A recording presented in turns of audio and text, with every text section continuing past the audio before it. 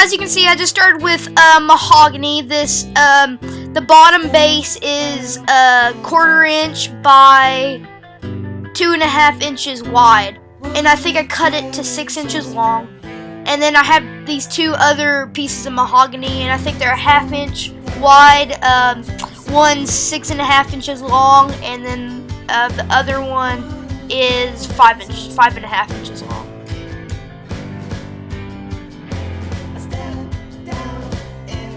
And right now I'm just measuring them. I think the base ended up being 6 inches long. Then I just got a new router table, well, my first router table, and I just took this round over bit and rounded over all the edges of the mahogany. I didn't show it all, but I rounded over every edge. And now I'm just finding the center of the base.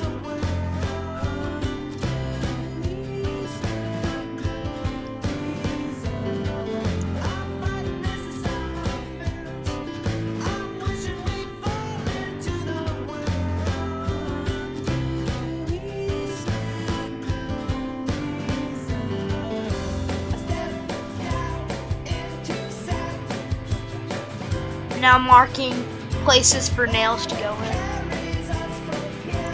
I went and I got a small drill bit and a drill to pre-drill holes for the nails that will go in.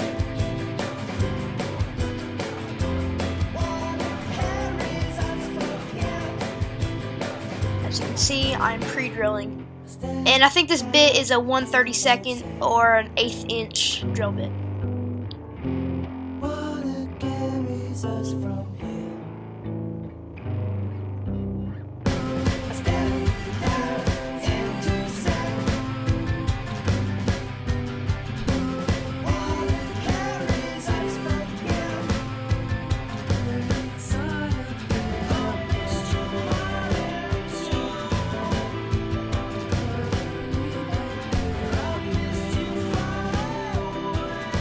Then I just put the nails in the bottom.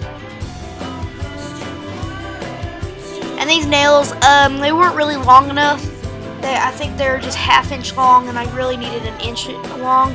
So to hold it on extra good, I put some wood glue.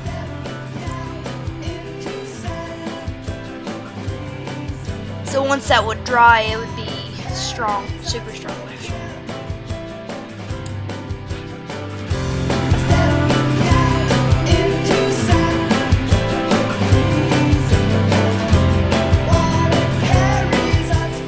And then I just had to, the top part I had to plane it down a little bit because it was kind of dirty and sanded.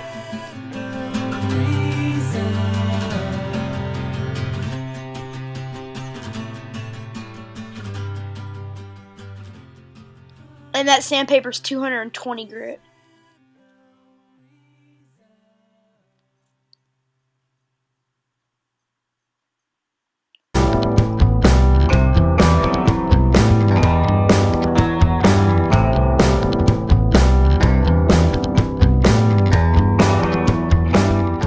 Okay, so as I come over to the drill press, you could just see how I marked a spot. So I drilled a 1/2 inch hole in that piece of wood for a neodymium magnet to go in. Then I started with this eucalyptus block of wood, and I'm just squaring it up right now to make it a perfect block. This is a really rare wood. It's eucalyptus. It is wood that pandas eat the leaves. So it's from a different country. Can't think of the name of the pandas right now. That's all I really know about it. So then I just went over to the routing table and I routed the edges of it. But later in the video, I actually cut these routed edges off because I didn't really like them. Then I was just finding the center of this block so I could drill another 1/2 inch hole about a 1/4 inch deep to receive these neodymium magnets that I have. Then I just put the magnets in with some CA glue. And I did it north and south pole so they attract each other. Then I didn't show it, but I cut off the rounded edges, so I'm just sanding it to make it a little bit smoother. I just went on the table saw and cut each edge.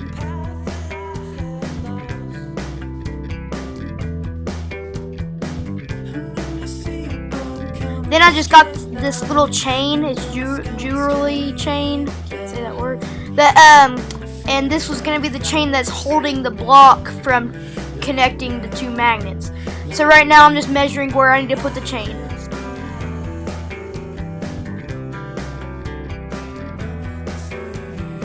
And then I just use a little nail to hold the chain in place. As you can see, that one piece of wood that I said the nails are too short, it fell over, so I had to put some more glue on it. That's why I said the nails are too short. But I had to cut this nail with a sawzall. It didn't work the best, but it worked. And then I used that drill and just pre-drilled some more holes. And this is for the top bar that hangs over. And this time I actually used, I think, 1.5 inch screw nails, so it'd hold. As you can see, those are a lot longer nails. Because that part is going to be taking a lot of stress from the magnet pulling it down.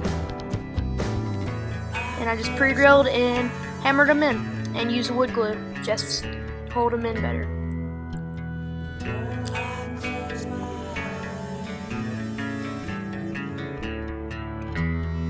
And now I'm just measuring where I need to cut the chain and connect the block to the chain.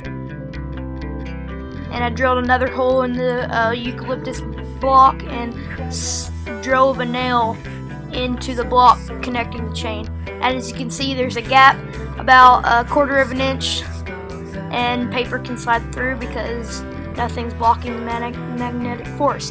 And now I'm just heating up the pipe for my brand. So then I just wood burn my E in. And I finished it off with some spray lacquer, but I'm really sorry because I forgot to take pictures of this because I gave it to the teacher before I even got to take pictures.